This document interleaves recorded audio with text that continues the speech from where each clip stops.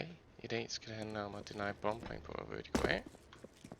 Tanken er, at T'er, de vil ofte gerne plante lige her, og det vil vi gerne deny. Det kan vi gøre med molotov, granater og så videre og andre ting.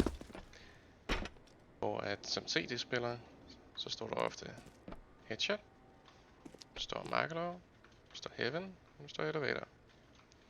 Hvis der står headshot, så kan du gå ind i hjørnet her, kig på toppen af sektoren, jump through, så lander den i hovedet af ham.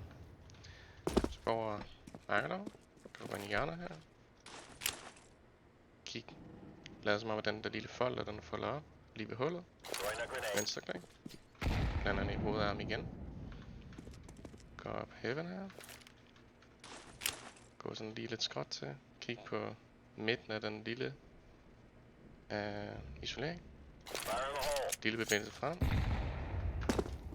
så lander den også i hovedet af dem, går ind i elevator her, det er så kun molle der, jeg kigger på toppen af taget, i midten af vinduet, lige her på lysningen. Lille bevægelse frem, lander lige en blok der, og så spreder det sig her til vores hjørne. Sådan er en god måde at deny bomb plant.